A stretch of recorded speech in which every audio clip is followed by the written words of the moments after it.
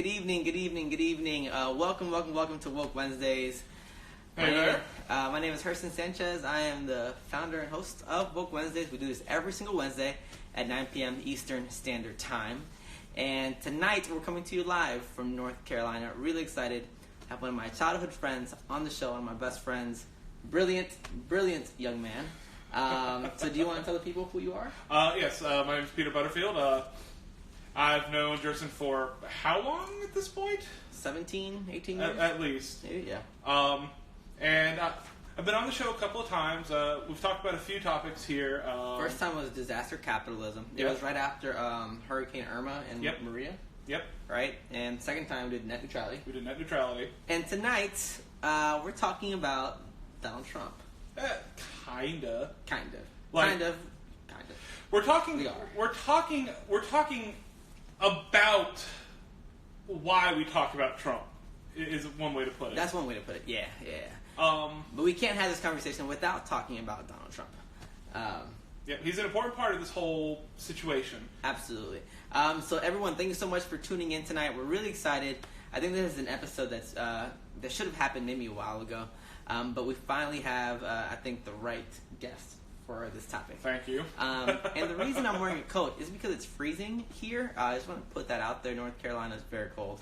It's like maybe, I don't know, is it like 40 degrees outside right now? It's really cold, whatever that is. It was snowing on Monday, right? It did snow on Monday. Yeah, it did snow on Monday. So yes, welcome to tonight. So let's jump right on in. Okay. Right. So Donald Trump. We're talking about Trump washing. Yeah, Trump washing specifically is the topic for today. So I'm assuming everyone here has heard about or has heard of Donald Trump. If you are someone who has managed not to hear about 45, I want to know how you managed to do that. That might be a gift or talent. Yeah, please, feel free to message me, tell me how you did it, because I would love to know. And real quick too, if this is your first time on Woke Wednesdays or tuning in, feel free to ask questions, post comments. If you disagree with something that we say, please feel free to let us know. Why do you disagree? And if you have any questions, again, please feel free to ask your questions. I think Peter is extremely insightful. How many pages of notes do you have? It's like 8 to 11, depending what you count. 8 to 11 pages of notes. We've been kind of talking about this for a while, him and I, just trying to prepare for tonight. So please feel free to ask questions and post comments. So Trump washing. What exactly is Trump washing? So Trump washing is... It's a device the media uses, and media commentators use to try and whitewash the crimes and the problems of past administrations and of the United States as a whole by using, how repugnant Trump is as a smokescreen. They try and use how bad Trump presents himself as a way to hide, how bad, the presidency and American leadership actually is. It's something that's very easy to fall into, even if you're aware that it's going on, because... Can you give us an example, real quick? Sure. What would be an example? And if y'all can give us an example of Trump washing, what do y'all think it is? So, there's a couple different ways it can happen. Sometimes you get something very banal, there's a meme that was going around, and I'll just read it off right quick. This is one you might have seen on Facebook or something. It's, Trump is the first president since 1897 to not own a dog. Tells you everything you need to know about the dude. That's a very simple minor one where it's trying to say, hey, Trump is so horrible, he's the only one that doesn't have the traits we associate with a dog. Whatever. So that's something you will see on social media, very minor one. But there's some more substantive ones. So they'll sometimes contrast Trump's speech with that of a former president. So I'm going to read a statement from a former president, one that, if you know who this is, I'll say who it is afterwards. Real quick, Peter, before you get into that. So I'm trying to set up a definition here for it. Yeah. I know you said it already, but let's slow down a little bit. Okay. So Trump is kind of like a point of comparison. Yes. So Trump washing is using how horrible Trump appears. And don't get me wrong, he is horrible. I'm not saying he's not. I'm in no way, shape, or form trying to lionize or valorize that orange nitwit in chief. But he is not that different insofar as policy and insofar as actual actions from any other American president or any other administration. So it seems like we're taking a different approach to what we usually hear about Trump in the media, whether social media, like on the news. It seems like we're taking a different approach to Trump. Yes. Usually it's like he's horrible. He is terrible. He is the only person not to own a dog since whatever. Yeah, like some hyperbolic statement about bad thing Trump did or is. So your argument, just to be clear, just so folks understand what your argument is, what is your argument? My argument is that Trump, though outwardly appearing different because of how vociferous and loud he is not substantively different in policy or action from any other American administration or presidency. This is not to say that he is not a despicable human being. No. Right. But you kind of have to recognize the fact that the American presidency, at some levels, kind of like a crime family. And we're going to get into that. Yeah. So, does everyone understand what we mean by Trump washing? I just want to be very clear about what we mean by this. If you have any questions, please feel free to ask. Because at first, I think this could be a little bit difficult just to kind of grasp. Please feel free to ask. So, Trump washing, that's kind of what we're laying out tonight. So use us, Rico, saying he gets it. All right, cool. All right, so what are some examples of Trump washing? Okay, well, so one example, and I'm just going to read two speeches, because Trump washing is used to do a couple things, and I think I'm going to point out a few of these things early on, and I'll go into more detail after I think I've made my case very clear that this is what's going on. So Trump washing is used to do a couple different things. It's used to make past administrations seem better by comparison.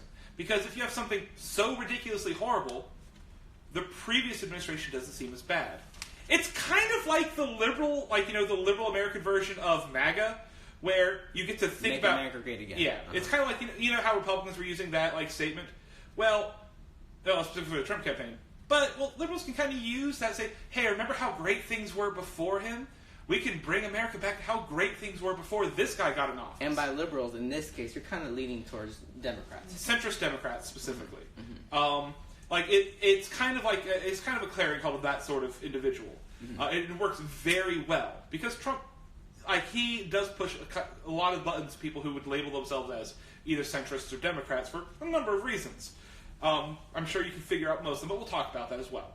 The other thing it does is it kind of allows people who are either, on the fringes of the current administration or part of past administrations, it allows them to kind of come back smelling all fresh and new, like they didn't do horrible things. Like George Bush. Well, George Bush is is one of the many people that they want to make seem better. Because a lot of people who are going to be in the next wave of power brokers have been around since the Bush administration, have been working in office since the Bush administration, or the Obama administration. And don't get me wrong, I'm putting him in the same boat. Say that again. I'm putting Obama in the same boat as Bush. And maybe even Donald Trump to a certain extent. To a certain extent. Now, don't get me wrong.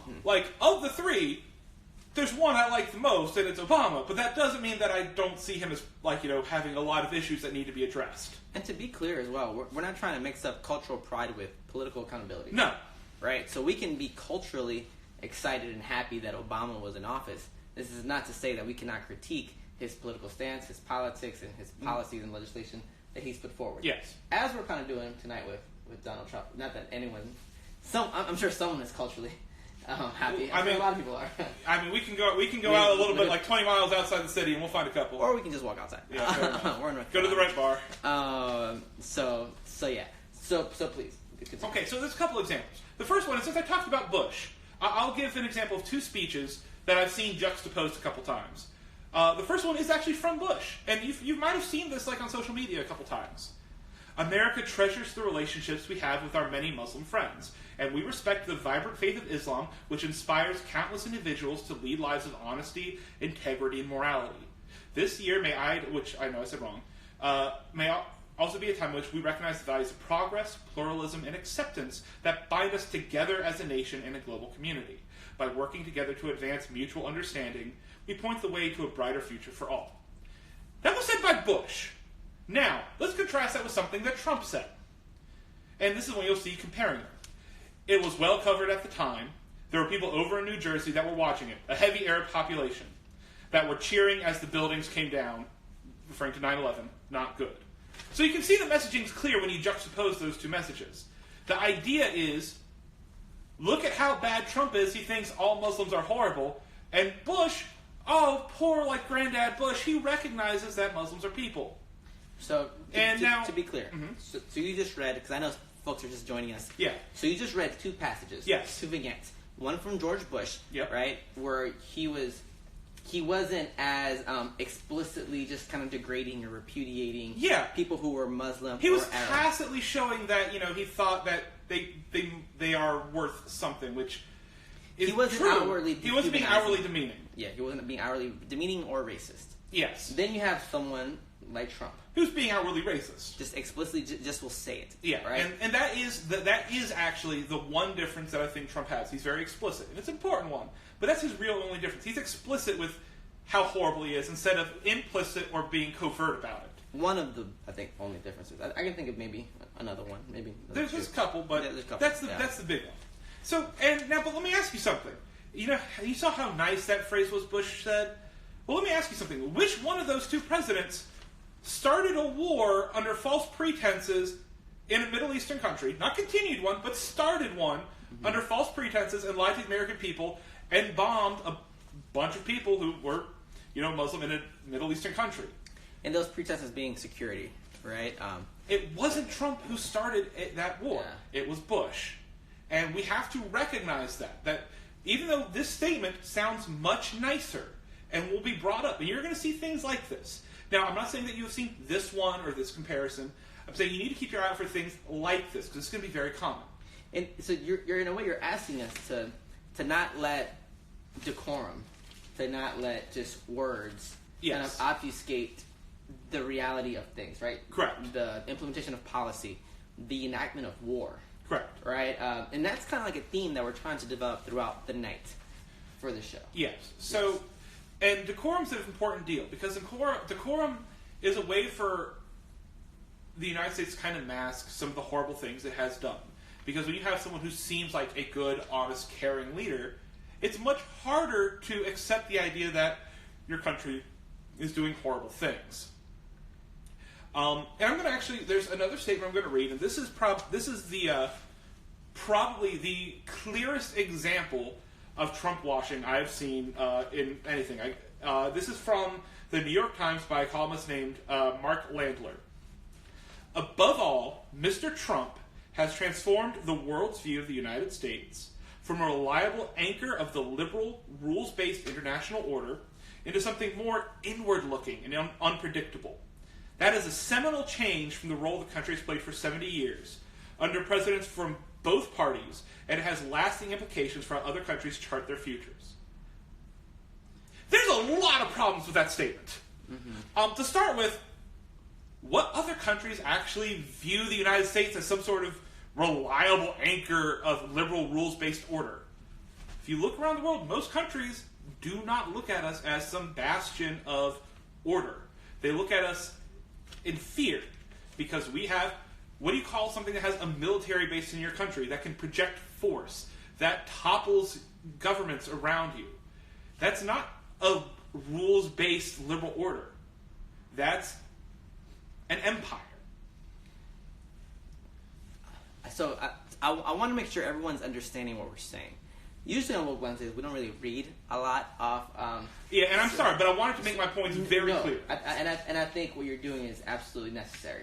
Because you're taking the very tools... We're critiquing these tools tonight. Yes. We're critiquing the media tonight. We're critiquing, obviously, Donald Trump. But we're critiquing the U.S. as an empire. Yes, right? Very much so. And how decorum and just covert language, and just language that sounds good, can be a form of violence and even a form to mask violence. Yes. And it's very much that latter. This is very much a tool to mask the American violence from the past, as well as current American violence.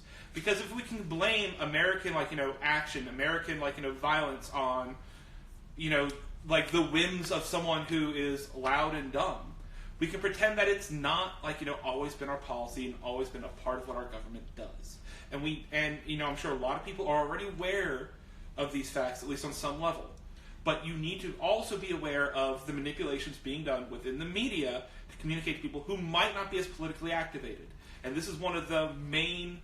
This is going to be a reliable anchor of of the media to do this. In fact, there was one that was posted I saw posted today, just another article, and Trump remakes America in his own image, angry, hateful, and afraid. Again, that's another example of showing of trying to use how loud and how crass he is to kind of distract from what America actually has done. So, yes, and I agree with everything that you're saying. And please, again, if you don't agree with what we're saying, or if you have any questions, please feel free to ask, and feel free to post your comments. So I'll post a lot on Facebook or on Instagram through Woke Wednesdays. And one common comment that we usually get is, that's Trump's America. That's Trump's America. It's just America. And that's a point I think that tonight we're trying to make. It's America. And tonight we're going to talk about, too, the role of social media. It's huge. And all of this is huge. Yeah, absolutely. I don't know if we'll probably get to that a little later on. And the role of social media is also kind of a good thing, and I'll talk about that as well. It cuts both ways. Yes. It's because social media allows us to have conversations like this. It allows these sorts of critiques to occur, but it also allows a sort of balkanization of discourse where people aren't talking to each other, they're kind of talking within their own bubbles, come up with their own ideas, and don't really have them exposed to the light. And this makes it very easy for images and ideas that manipulate groups to be disseminated and not be critiqued. And that includes things like the sort of TrumpWashing. If you're more invested in more liberal or leftist sort of media, you probably aren't going to interact with much actual Trump. You're not going to see it. But if you interact with more mainstream media sources like CNN, which is the last headline I read, or the New York Times, if that's the media that you use, you're going to see this more and more. Real quick, what are some leftists? And by leftist, can we quickly just kind of define leftist real quick? That's a hard term to really define here. Yeah, I find myself identifying more as leftist. If I have to identify as I would argue that a leftist is someone who is critiques capitalism and seeks intersectional anti-capitalist or revised capitalist base for constructing the economy and policy. Can we say that a little slower? So essentially what I'm trying to argue is someone who sees the problems with racism, sees everyone as part of a global community, and also sees the problem with capitalism as a economic force. Mm-hmm. And that would fall under what I would consider leftist. Yeah. There's a lot more there. It's not a very good definition. A lot more, and that's a whole other episode. I did not want to go in arguing what leftism is, but there is media that caters towards people who are more on that end of the spectrum. And I would say this is probably one of those sources. There's a few others. Yeah. So what? So is everyone kind of getting what we're saying tonight? I keep on kind of checking in because we're saying a lot. Yeah, I'm saying a lot of words very quickly. We're saying a lot. Yeah. You're like speaking cursive, if that's possible. But yeah. So yes. So let's continue. Okay. So yes. So the first thing I really want to do. May I have some more, please? Here you go. Thank you. So the first thing I really want to do is kind of show that I'm going to show that what America has done or is doing is not that different under Trump than it was before, and I'm going to tackle it in a couple different ways. By before, you mean Obama, or do you mean just past presidencies? Past presidents. I'm focusing primarily on Clinton, Bush, and Obama. I am going to talk a little bit about previous administrations before that, but the ones that are most relevant towards political action now and the candidates that will appear and what we need to do now are ones that are the characters that are people that are relevant under those administrations. Okay.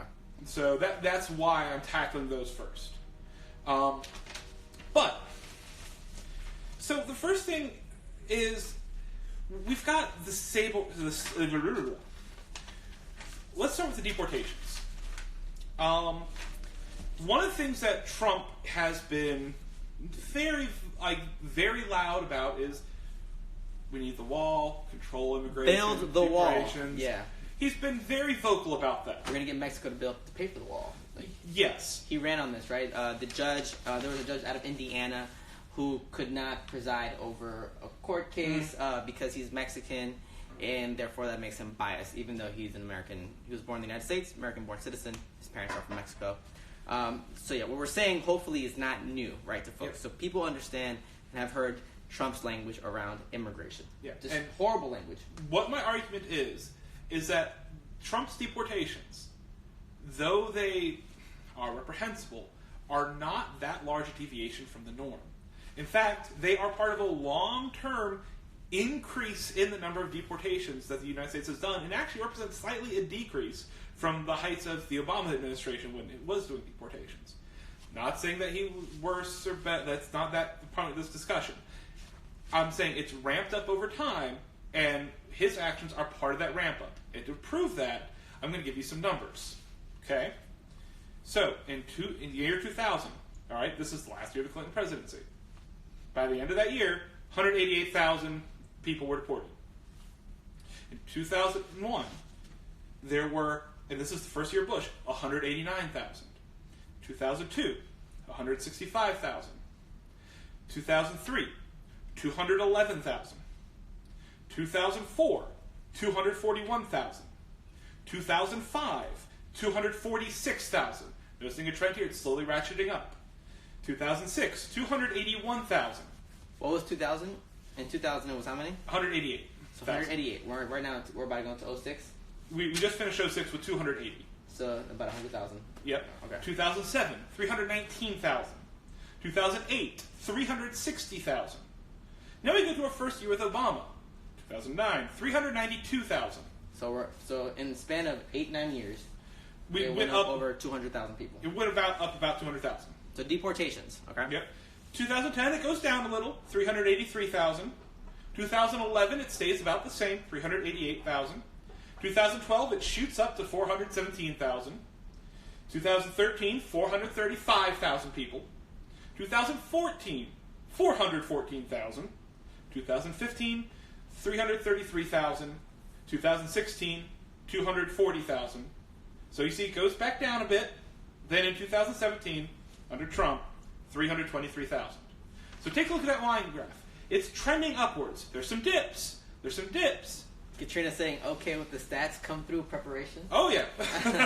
Look, I have a point to make, and it's important enough that I wanted to make sure I had the facts to back this up. He got notes on top of notes. Look at this. No, I wanted to make sure that, I could do a lot of pontificating on ideas and concepts, but if I don't do the work behind this, then I'm just another person, sitting here flapping my mouth. I want to prove to you that that the United States is not decidedly different, and under this presidency. You're getting love from Katrina. That's what I'm talking about. And thank you, Katrina. So in 2000, there were 180 deportations. 188. 188,000 deportations. Yes. Obama's last year, or probably most. Obama's highest year was 435,000. That was 2013. So that's over 200, about 240,000 plus. Yes. Right. And then you're saying that when Trump came in, it actually went well, down. so it had gone down in the Obama administration down to 240,000 at the end of his administration. Yeah. But then in Trump, it peaked back up again to 323. Okay. Yeah. So it's not that it fell off with Trump. It's that it's part of a larger long-term increase. Mm-hmm. There's some fluctuation up and down, but it's still slowly going up. Yeah. Now, but, so even though there's this, small dip, and there's to note, in Bush, in Bush onward specifically, and this shows that this is part of even a more long-term trend of just deporting people, there was a change into the definition of what deportation was that's used in these stats and census. This is in the middle of the Bush administration. Please say that again. There's a change in what's defined as deportation during the middle of the Bush administration. And I think that's important because oftentimes we just kind of use words, right? Just kind of use them. And I'm talking about official legal definition. I'm not talking about common parlance. Right. But I think this is such a fascinating point. So we were talking about this as we got prepared for the show. Yep. And I thought, Peter, this is such a great point. because oftentimes we'll just kind of take the words as if the same way they were being used maybe 20 years ago, or the way they're used now as if they were used the same 20 years ago, right? Clearly, you're telling us that now you're preparing us for something. Yeah. The definition changed recently. The definition changed relatively recently in political history, but before some people were even really aware of politics, because it's far enough back. It was about I think 2006. No, 2003 was when the change happened. I apologize. So before that, there were other types of removing people. Yeah, there was something called, and it's still called this, voluntary returns. That's pretty much when they find someone who's crossing the border and send them back to Mexico. That was called a voluntary return. Or and there are so many issues. Or other countries. Or other countries. Because you can be an immigrant from other places. Yes. There are so many issues with that statement. I'm not going to get into why I have problems with that statement, with that definition. But they wrap that up into the overall definition of deportation. And so that does show some of the increase under the Bush administration. Yeah. It still doesn't explain, there's still a lot of reasons why it kept going up, but I want to show that, Clinton's numbers, so they seemed lower, probably are higher than they appear. And that this is part of a longer-term trend in relative consistency in the amount of deportations the United States does. And this is nothing new. Deported people, again, it's nothing. This dates back to, the 1940s, early, 30s, with the Bracero programs that were used to actually import people who were Mexican, right?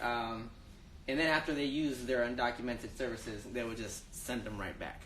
So deportation is part of American history. Which, yes. What we're kind of saying tonight, that violence, taking over land, colonizing. Oh, yeah. All this is as American, what is it, as American pie? As apple pie, yes. As apple pie, yeah, there you go. American Pie's a good song, though. I saw the movie. That's all about. That's all yes.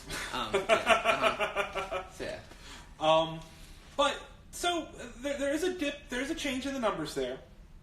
But okay, let's say you don't really care about the deportation. Maybe the thing you think makes Trump unique, makes his administration so unique, is how overtly racist he is. How racist he is as a person. And don't get me wrong, Trump is very racist. I mean, just a small detour in the conversation. Have you heard about the Central Park Five? This is in 1989. And this is just there was a sexual assault that occurred in Central Park, and four, I think it was 4 black and 1 Latino man were accused of performing the act, and they essentially a forced confession was taken. But even before it went to trial, a rape kit was performed, and the DNA evidence exonerated all 5 of them. Despite that, Trump took out full-page ads in New York newspapers, spending over $88,000 in 1980s money, which is roughly around $300,000 right now, in full-page ads saying that these people need to go to jail. We're adjusting for inflation. That's how prepared we are tonight. Yeah. You multiply by you double it every 10 years roughly. Anyhow, so he spent a lot of money to show how racist he was. But if you think that Trump is unique in being racist as an American president, I'm sorry. I think most people here will agree that is not the case. But in case you don't, I'm going to go ahead and I'm just enjoying tonight because I'm learning along with y'all. I'm just listening. I hope y'all are sipping on something tonight because this is a tough conversation to have. It's some parts are less fun than others, but I enjoy myself. So we're having a good time tonight. So please continue. Okay. So there is, and you've probably seen this quote, and at one point in this quote, I'm going to say the letter N. I'm sure you can imagine what that is. But it's a quote by a Republican strategist who worked for Ronald Reagan, who's also another celebrity turned president that was a Republican candidate, and also George H.W. Bush. The man's name is Lee Atwater. He worked for both. And this is from an interview in 1981. Yeah. You start out in 1954 by saying N, N, N. By 1968, you can't say N. That hurts you. Backfires. So you say stuff like forced busing, states' rights, and all that stuff. You're getting so abstract now that you're talking about cutting taxes And all these things you're talking about are totally economic things. And a byproduct of them is that blacks get hurt worse than whites. And subconsciously, maybe, that is part of it. I'm not saying that. But I'm saying that it is getting that abstract and that coded that we are doing away with the racial problem one way or the other. You follow me? Because obviously, sitting around saying we want to cut this is much more abstract than even the busing thing. And a hell of a lot more abstract than N. This is a quote. All that I read was a quote. There's someone who worked as a Republican strategist, to get people elected. This is part of the campaign strategy. Yeah. The overt racism, both in personal belief and in use to get themselves elected, is not some sort of abnormal thing when it comes to presidential candidates. It is baked into the system. There is a large contingent of Americans, and I'm sure you are all aware of this. Yeah. But to pretend that Trump is somehow unique in this is to delude yourself. This idea of racial coded language, what you're saying is quite a new phenomenon. Yes. Which really kind of started taking place late 50s, early 60s, right? But so it's only been in place for about 50 years, right? The idea of coded racist language, sometimes called dog whistles. Dog whistles. We can call it a lot of things. Colorblind kind of societies, kind of like this terminology that's been thrown around. I mean, how many times have you seen the news and heard the phrase inner city youth? Inner city, urban, just all this type of euphemisms, right, for different racial groups. But prior to that, I mean, we had Lyndon B. Johnson, right, on record, dropping N. So this is kind of a new phenomenon. The hiding of the language. The hiding of the language. But now Trump has kind of He's brought it back. Pretty overt about his statements. Right. And he's pretty overtly racist, as I wanted to demonstrate. And that's the main... and I'm going to get into that later. But his overtness is one of the reasons why both sides of the aisle really don't like him. Not because he has these ideas, not because he has these policies, but because he's so direct about them that they can't pretend or hand-wave that that's not the basis for it. To be clear, the policy is not any less egregious than maybe someone else. Bill Clinton, who was personified and people many times defined him as the first black president, signed the crime bill. Yep. Right? 3 strikes and you're out, which led to huge amounts of disproportionately putting blacks and Latinos in prison. Right? Mass incarceration is horrible.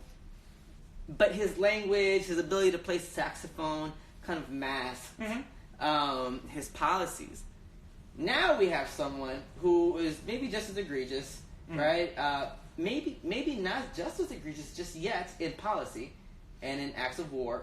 Maybe not. We'll get to that. He's not there. He's not there in acts of war yet, but there's definitely been some saber rattling in his camp. Oh, for sure. Not absolving him of that. Yeah.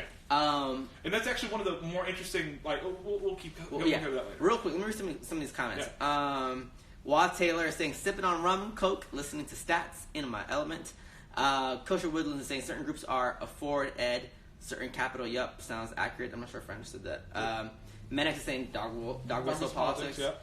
Kathy's saying, yes, educate us, Mr. Butterfield. Kosher Woodland saying, Trump uses inner city all the time when referring to blacks. Yes, he does. Not all blacks live in the inner city. Let me pause there. So, you're right. Of course, not all blacks live in the inner city.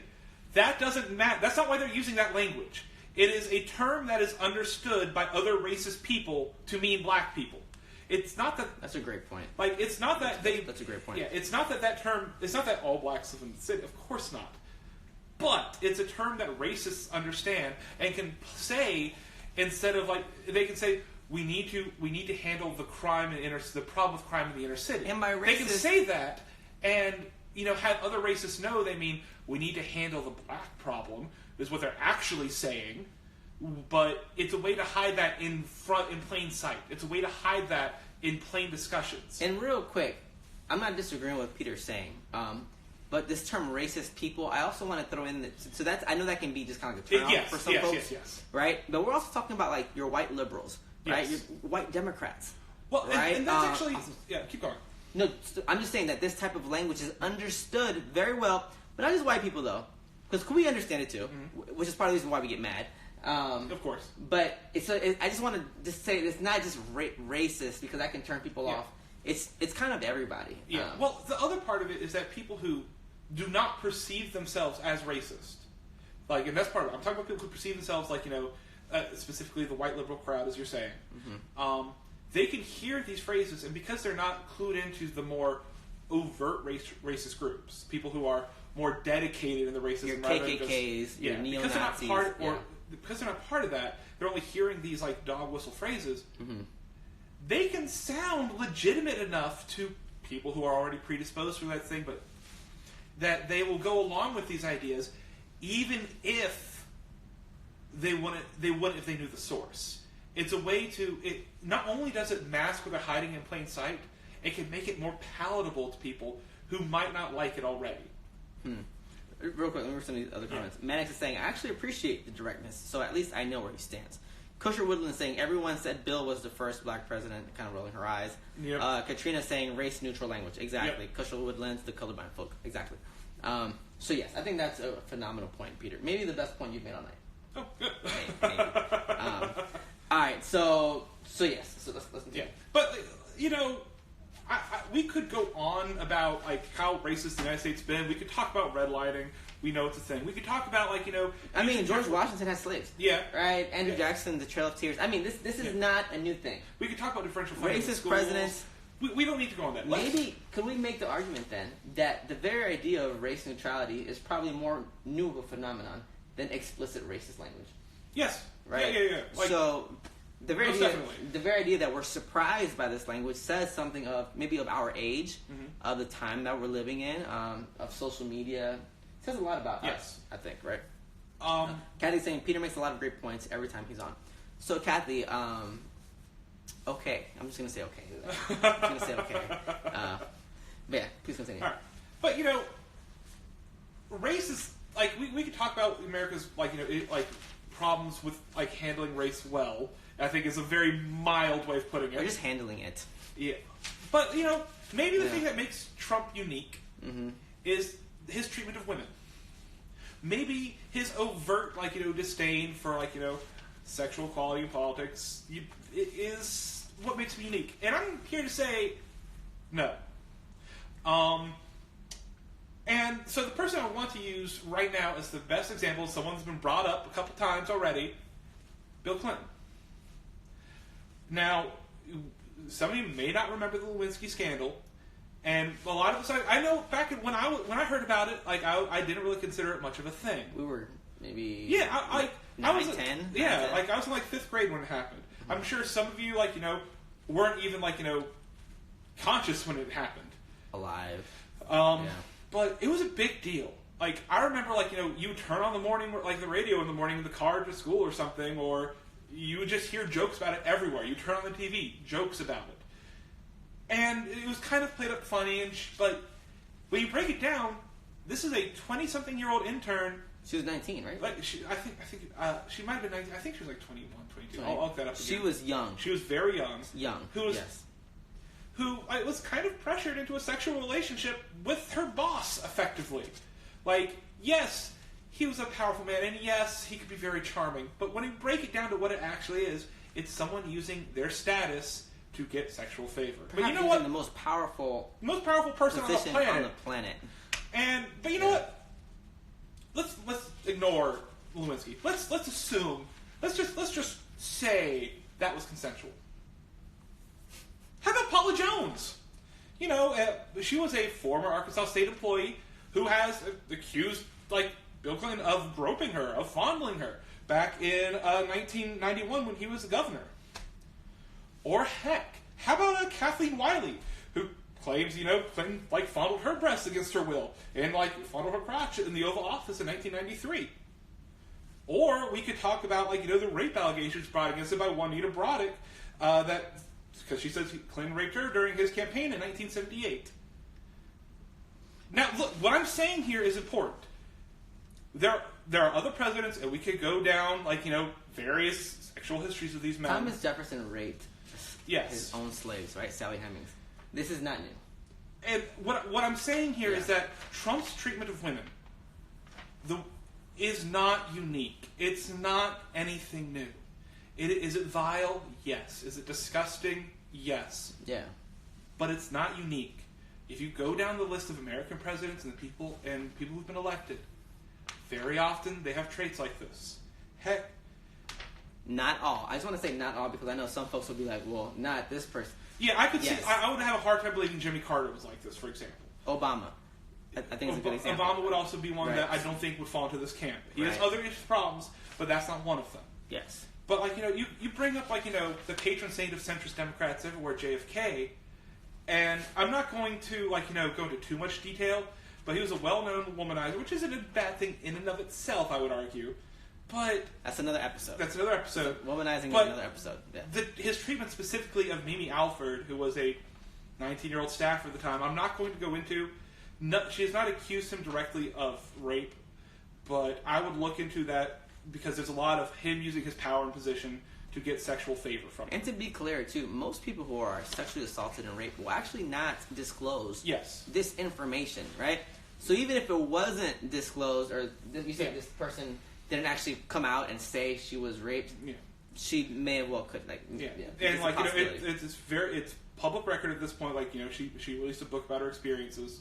You can like read up on it if you want to, but it does not paint the best picture of the man. And I think that's something to really like focus in on.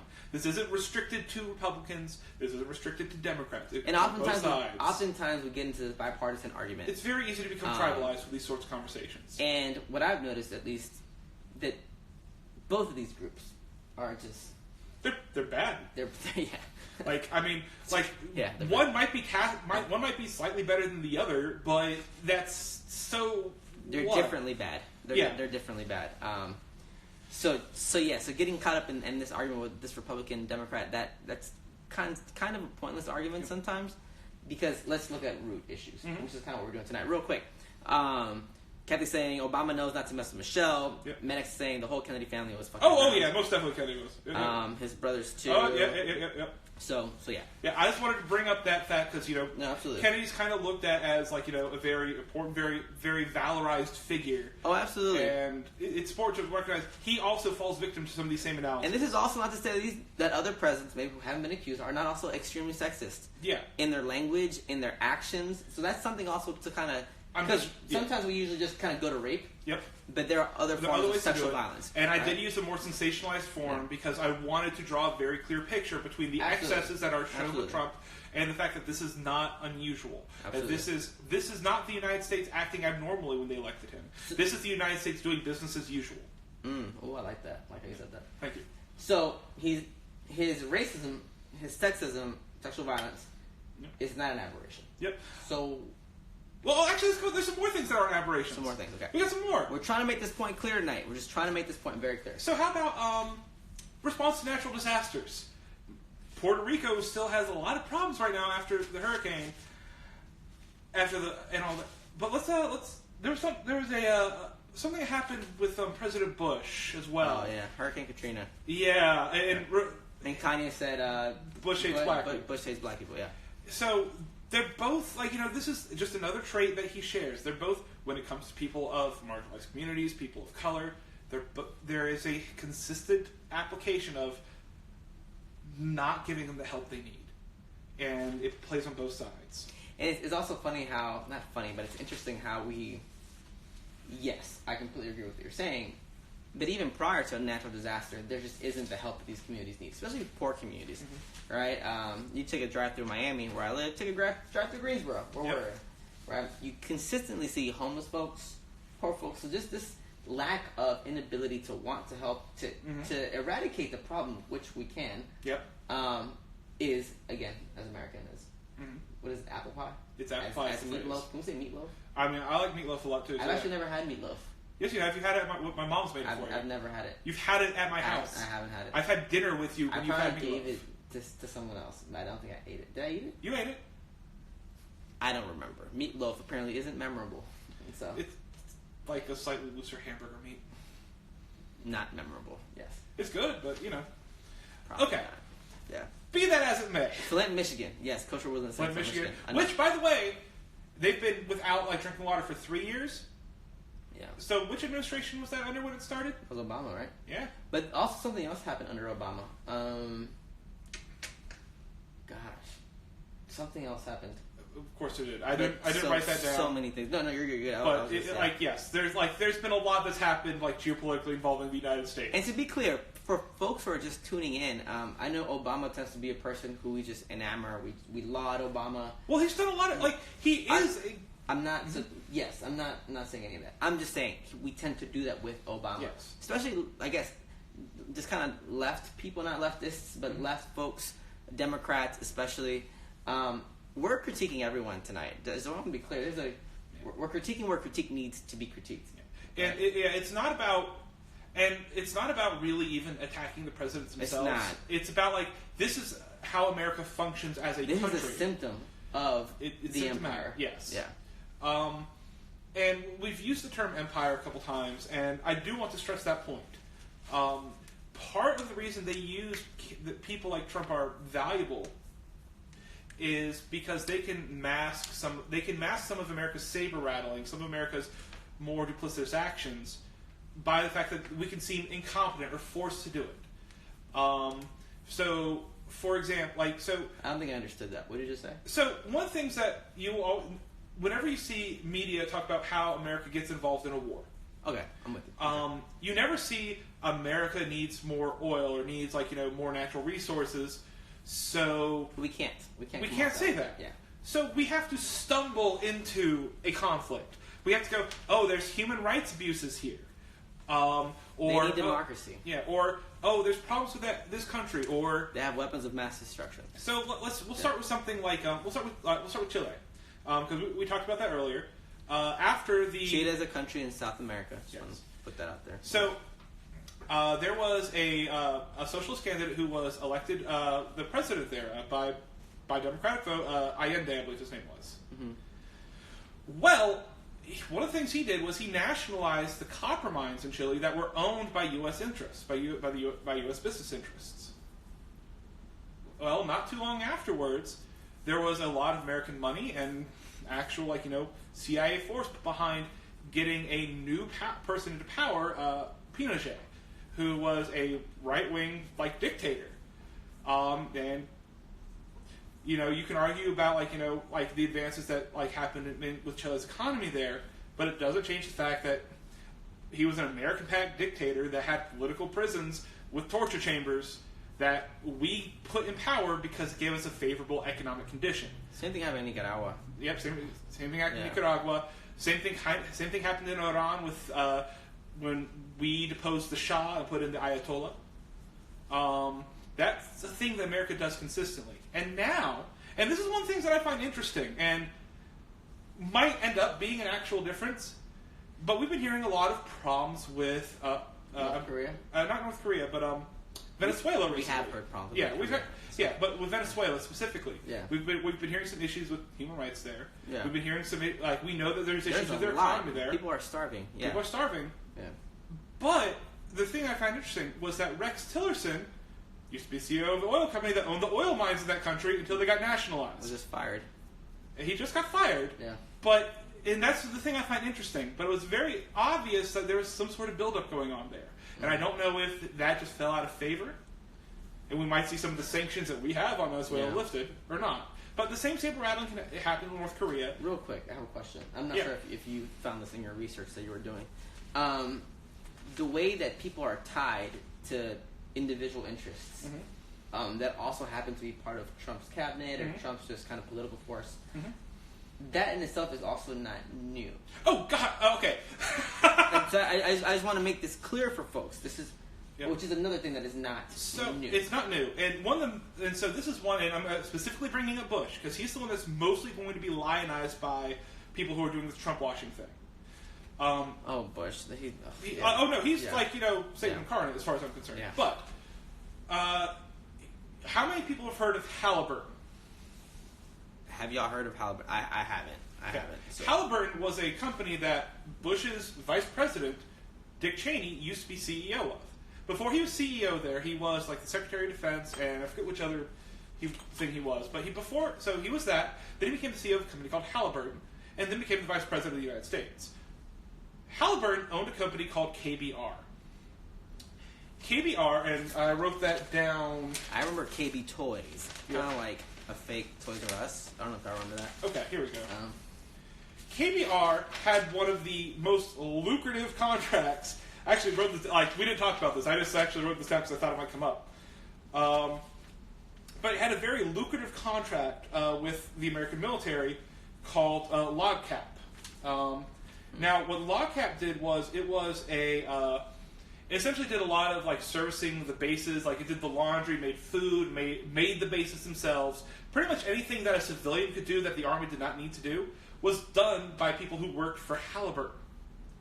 So, under Bush and Cheney, where do you think the money went to do these things when they went to war in Iraq? Oh, went to Halliburton, which Cheney worked for. Now, that was to the tune of about $31 billion. Oh, and just so you know, because if you think, okay, well, they did some manipulation, maybe the criminal aspect of it is, what makes it different. Well, still, that would be a form of insider trading in a lot of ways, so it'd still be wrong. But, Mario saying, my man Pete hitting you with the big facts. Yeah. Thank you. But the Defense Contract Audit Agency, this is part of Department of Defense, found that at least $553 million of the payments should not be allowed to be paid to KBR for the time in Iraq because they... what was it? It was because they overcharged for administrative costs, they overcharged for gas, and for meals that no one ever had. There's a whole bunch of phantom charges. And not only that, KBR refused to disclose their actual computer records about those charges. This is all and these are all things that you can just find online. And to point how much of a step up this was, servicemen, people who were civilian contractors, when during the invasion of Iraq, when it first started, there's one serviceman for every 2.4 soldiers. By 2006, the height of the war, there are more contractors than soldiers in Iraq. Say it again. There are more contractors than soldiers. There are more people who are being paid, lining pockets, than were actually part of the military. So this is another example. So you're getting a lot of love from the people. Mario said, he was quoting you. Mm-hmm. Thank you. And here's even more. And of course, Kathy's laughing and supporting. Kosher Len saying, sounds right, no different than Hillary Clinton. And I would not disagree with that statement, really. Clinton is also a war hawk. She's someone who would also, Real quick. I had a conversation with... So someone sent me a meme this week through Woke Wednesdays, and they were saying that it was a picture of Michelle Obama. And I think I told you about this. You might have, but and they were saying that, oh, look, here's a first lady who also supported a murderous husband. Yep. One of the points, I think, you're saying there's more contractors and soldiers and all this stuff. Yeah. And we're talking about war. And I think we're saying that it is impossible to be an American president without having any type of blood on your hands. Correct. Without killing. And not only that, I would argue that to be a staff member in the American government at most levels, you would actually also have to believe that you're doing the right thing at some level. You can't, unless you are a certain type of sociopath, which I'm sure some people are. Yeah. But you couldn't go to work every day thinking that, the killing we're doing or the racial lines we're doing are wrong. You couldn't do that. That it would hurt you too hard mentally if you didn't make yourself believe otherwise.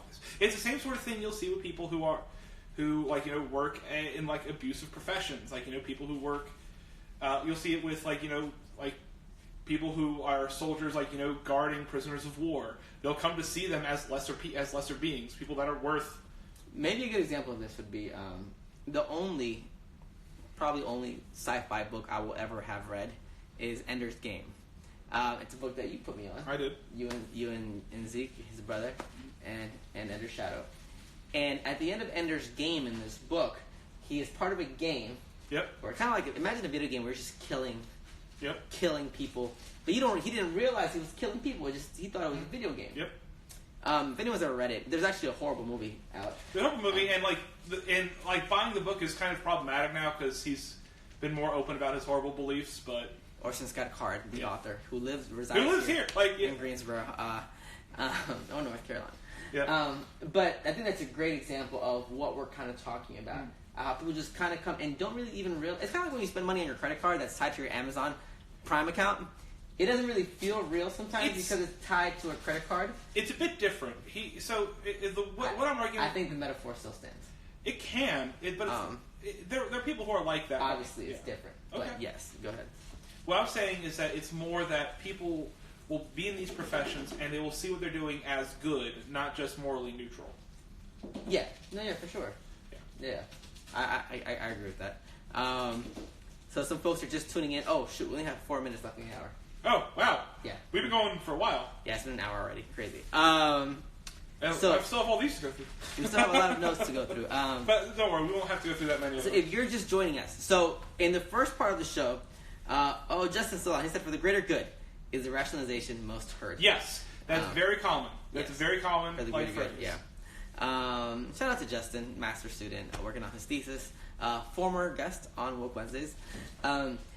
So real quick, so we're about to finish the hour. Instagram kicks us off after an hour, so we're going to end it and restart it. But tonight we're talking about Trump washing. Yep.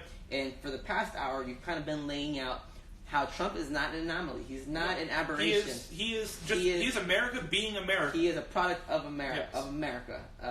America. We're supposed to do the whole hour in our accents. In a southern accent like this? Just a little bit, just like that. I'm not going to do that. But in the next hour, we're going to probably finish off talking about that point. Yeah, we're almost done with that aspect. But I think it is so crucial and important that you're driving this point home, which I love. So thank you so much for being so prepared and doing that. So we're going to end it, and then we're going to restart. Anything you want to say before we kind of end the first hour?